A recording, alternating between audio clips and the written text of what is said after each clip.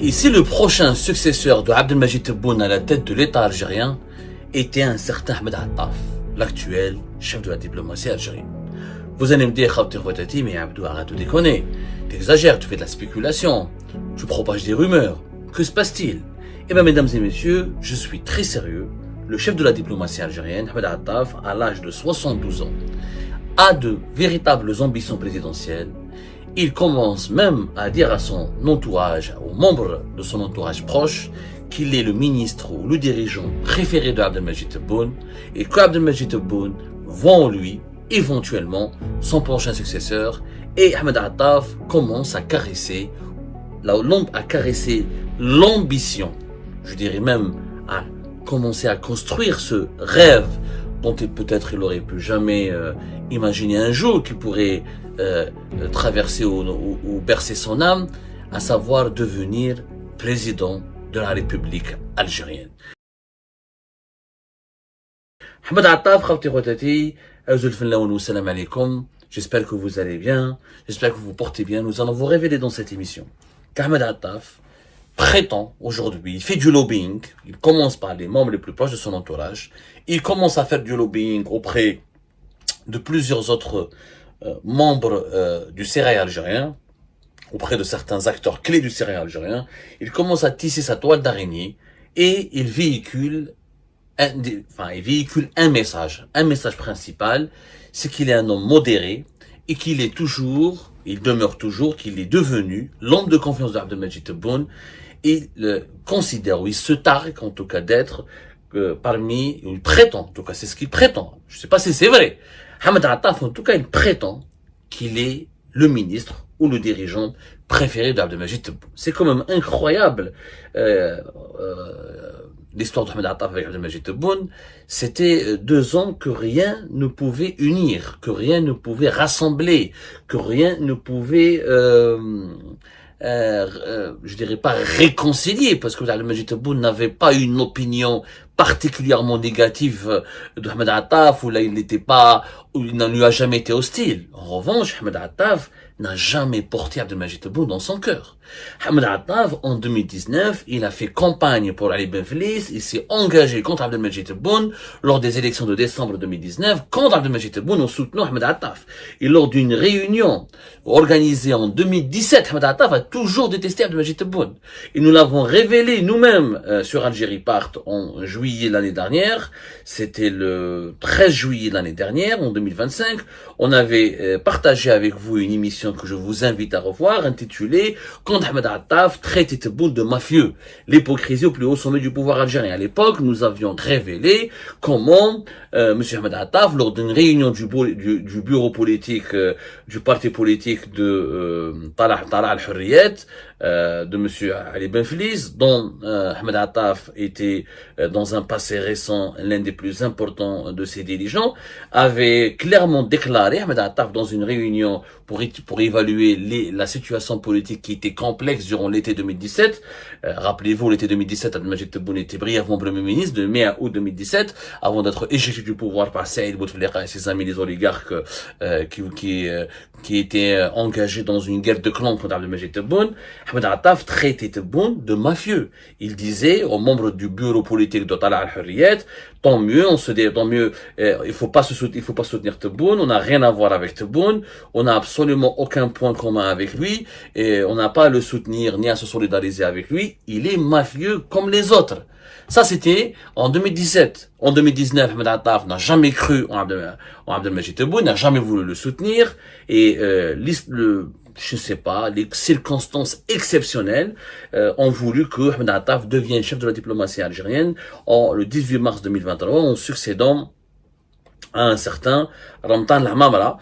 En réalité, Ahmed Attaf est devenu chef de la diplomatie algérienne parce que Tebboune ne voulait pas garder Ramtan Lamamra.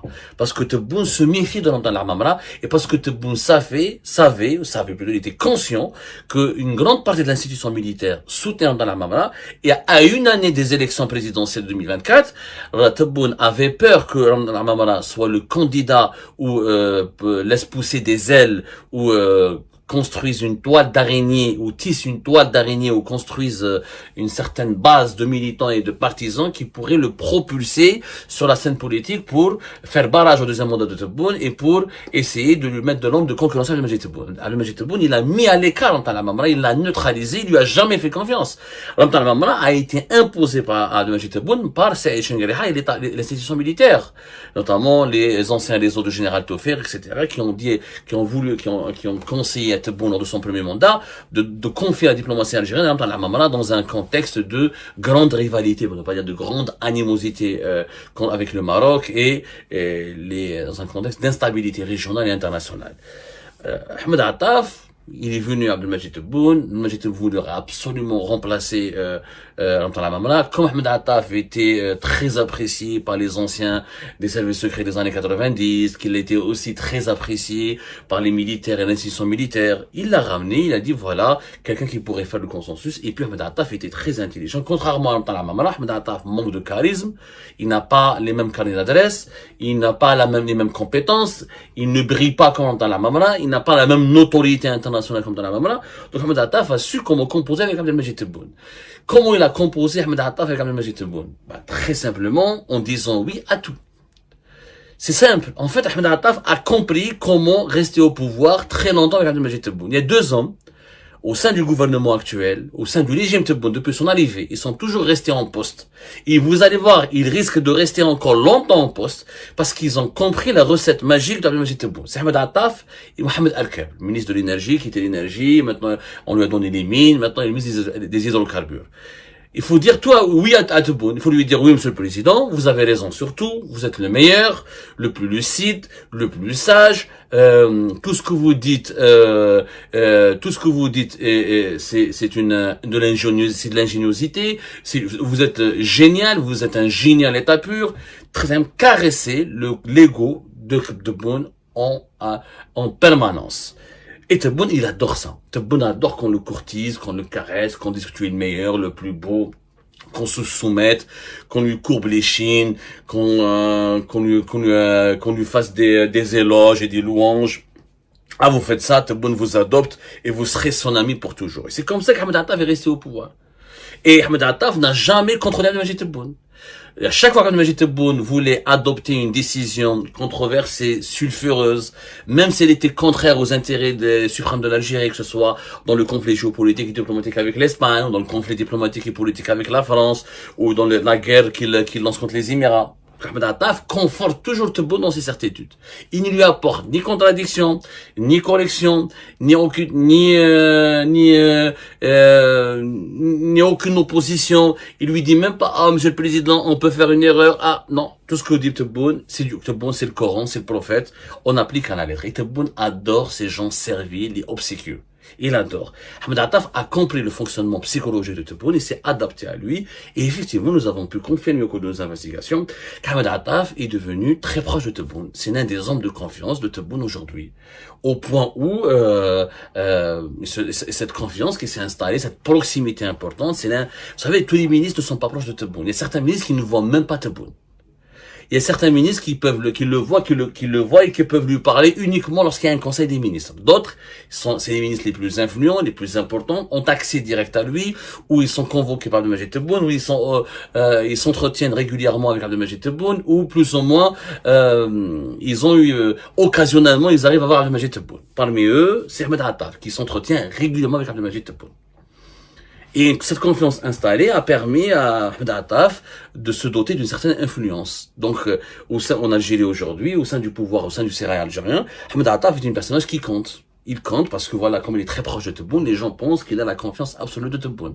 En réalité, il a l'affection de Tebboune. Parce que Tebboune aime bien ces personnes, encore une fois, qui lui sont soumises, qui lui vouent une loyauté absolue ou qui lui vouent une soumission absolue. Donc, comme il est proche, très proche, maintenant, Ahmed Attaf commence à se dire, ah, pourquoi pas moi? Pourquoi je n'offrirai pas mes services au clan Tebboune pour être éventuellement le successeur d'Abdelmajid Tebboune en 2029? Ahmed Attaf, il est jeune par rapport à Tebboune. Il a 72 ans. Il est né le 10 juillet 1953 à Ain Defla. C'est un diplomate. comme un certain Bouteflika. Attaf pense que son profil de diplomate arrange l'institution militaire et toutes les autres composantes du pouvoir algérien. Il n'a pas de grande connaissance des enjeux de la politique intérieure, mais il a de grandes connaissances des enjeux de la politique extérieure. Et comme il est diplomate, il peut dialoguer et continuer à maintenir le contact avec les grandes puissances de ce monde pour protéger le régime algérien. Et à l'intérieur du pays, il va partager le pouvoir avec l'institution militaire, avec d'autres composantes du pouvoir algérien. Ahmed Attaf, je rappelle, il a commencé sa carrière politique locale. Sa connaissance de la situation politique se limite à une expérience de député de 97 à 2002. Ensuite, il a fait le parti politique de Ali Benflis, qui est l'avant-garde des libertés, Talah al-Hurriyet, de 2015 à 2017, où il était le secrétaire général de ce parti. Tout le reste de ses activités, tout le reste de sa carrière, il l'a passé, ou il l'a construite à l'étranger. Ambassadeur d'Algérie au Royaume-Uni entre 2001 et 2004. Ministre des Affaires étrangères en 96 et 99. Porte-parole du gouvernement de 94 à 96. Secrétaire d'État de coopération des affaires maghrébines de 94 à 96. Ambassadeur d'Algérie en Inde de 92 à 94, ambassadeur d'Algérie en Yougoslavie de 89 à 92, directeur des affaires politiques internationales au niveau du ministère des Affaires étrangères de 84 à 89, directeur adjoint des affaires stratégiques des armements des Nations Unies 82-84. Donc toute sa carrière est au niveau international. C'est un diplomate chevronné, mais ce n'est pas un diplomate brillant. Au sein du ministère des Affaires étrangères, il est très controversé, il est très contesté, il est très critiqué pour sa gestion très molle, pour son implication très faible, pour le manque de charisme face à Abdelmajid Tebboune et pour son incapacité à imposer des choix intelligents, à conseiller Abdelmajid Tebboune en lui proposant des choix intelligents ou des stratégies beaucoup plus efficaces et beaucoup plus calibrées et qui protègent et qui sont à même à protéger les intérêts suprêmes de l'État algérien. Donc, Ahmed Attaf, il n'est pas populaire au sein de l'appareil diplomatique algérien. Il a un conflit avec son secrétaire général, Younes Magraman, qui est l'autre personnage fort de la diplomatie algérienne, et une grande concurrence entre eux. Ce sont deux clans complètement différents au sein de la diplomatie algérienne. Et Younes Magraman, il est beaucoup plus populaire, d'après nos investigations, il est beaucoup plus populaire, et beaucoup plus apprécié, et beaucoup plus aimé au sein de la diplomatie algérienne qu'un certain Ahmed Attaf. Donc Ahmed Attaf, il avait un parcours personnel d'ailleurs compliqué. C'était un anti-Bouteflika. À l'époque de Bouteflika, il avait disparu, il a vécu une véritable traversée. En fait, le seul point commun entre Ahmed Attaf et Tebboune, c'est la traversée du désert à l'époque de Bouteflika. Et encore, Ahmed Attaf a été vraiment éjecté par et jeté comme une chaussette pourrie, comme une chaussette perforée, trouée, pourrie. Par Abdelaziz Bouteflika détestait Ahmed Attaf.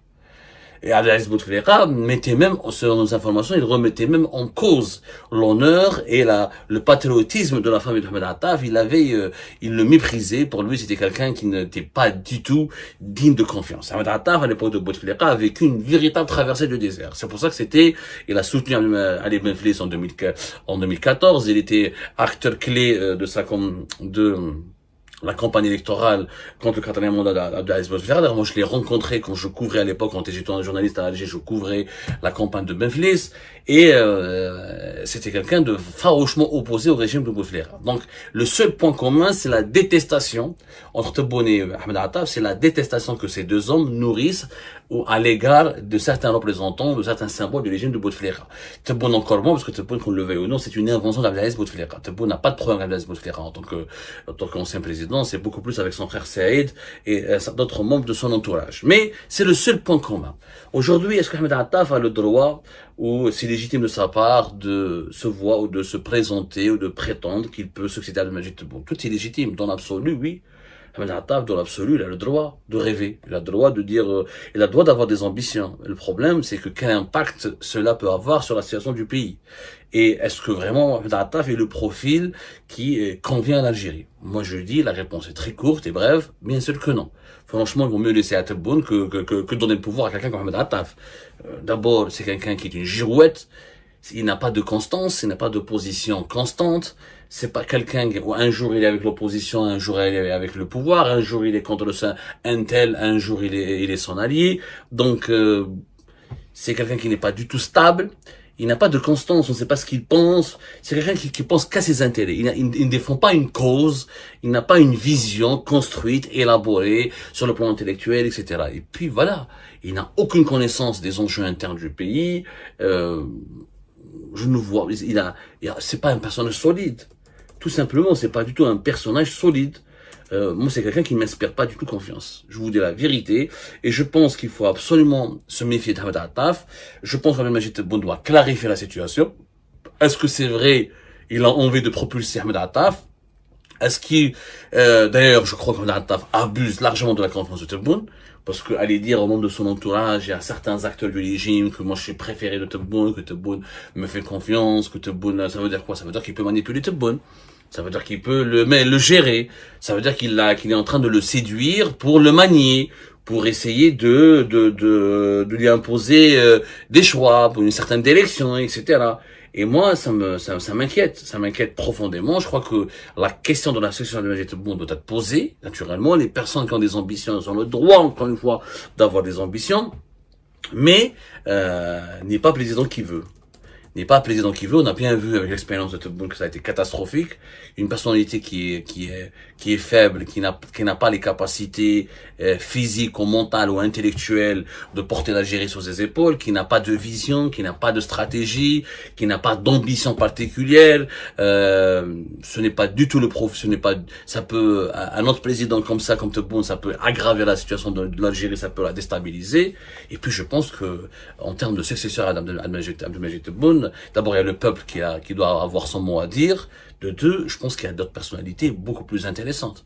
Moi, je suis désolé, mais bon, en même temps, Hamamara, il est 1000 fois mieux que Ahmed Attaf. Il est 1000 fois mieux. En même temps, Hamamara, il a une vision. Il connaît vraiment, il a un carnet d'adresse. C'est quelqu'un Ahmed Attaf, récemment, il y a des chefs d'État africains qui ne voulaient même pas le recevoir. Il y a des dirigeants de certains pays africains qui ne voulaient même pas le recevoir.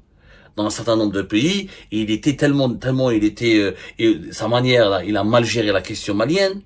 Le dossier malien, il a très mal géré. Et il est l'un des facteurs qui ont aggravé les tensions entre Alger et Bamako, qui ont semé la zizanie. On a bien vu comment les dirigeants maliens sont pris à lui, ils l'ont insulté à la tribune des Nations Unies, etc. Ça a ridiculisé l'Algérie sur la scène internationale, ça a rabaissé notre pays. C'est quelqu'un qui n'est pas aimé, y compris en Afrique.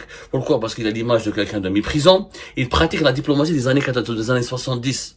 Genre lui, c'est la vieille école. C'est pas comme Montana Mamra qui s'est modernisé, qui a actualisé son logiciel de travail, qui est humble, qui est vraiment diplomate, il est dans la séduction, il est élégant. Ahmed Attaf, quand il parle aux autres pays africains, il se met toujours dans la posture, l'Algérie des années 70, l'Algérie de Ouad Boumediene, l'Algérie leader naturel du continent africain qui doit assigner des leçons de morale et qui doit inspirer les autres pays africains qui doivent la suivre aveuglément parce qu'elle les a soutenus par le passé dans le processus de leur décolonisation. Et ça ne plaît pas du tout. Ce discours ne passe plus en Afrique. On a changé. L'Afrique a évolué, l'Afrique a changé. On n'est plus dans l'Afrique des indépendances. On est en 2026. C'est l'Afrique de la croissance, l'Afrique du dynamisme. L'Afrique, c'est le futur continent, c'est le futur grand marché de demain. Le futur de la croissance mondiale, il est en Afrique. L'Afrique a changé. Les idéologies ont changé. On n'est plus dans l'Afrique des idéologies, dans l'Afrique des combats anticolonialistes. On est dans l'Afrique de la lutte contre le sous-développement, dans l'Afrique du développement, dans l'Afrique de la croissance à 2 chiffres. Et là, Attaf ne le comprend pas. Et je peux, d'ailleurs, j'invite les services de la présidence à aller consulter, auditionner les hauts cadres du ministère algérien des Affaires étrangères. Ils ont pas mal d'anecdotes à raconter sur les problèmes qu'on rencontre à Ahmed Attaf dans plusieurs pays africains. Donc, moi, je dis que Ahmed Attaf, il faut vraiment qu'il fasse attention à ce qu'il dit, qu'il arrête d'instrumentaliser politiquement sa proximité avec Abdelmajid Tebboune. S'il a des ambitions présidentielles, il n'a qu'à se préparer, mais avec un programme, avec une vision pour l'Algérie, en mobilisant des militants, en affichant publiquement ses ambitions, mais utiliser sa proximité avec Abdelmajid Tebboune, la confiance que Tebboune lui accorde, ou l'affection que Tebboune lui accorde pour se positionner sur l'échiquier politique, je trouve ça bas. Je trouve ça, pour ne pas dire, quasiment immoral.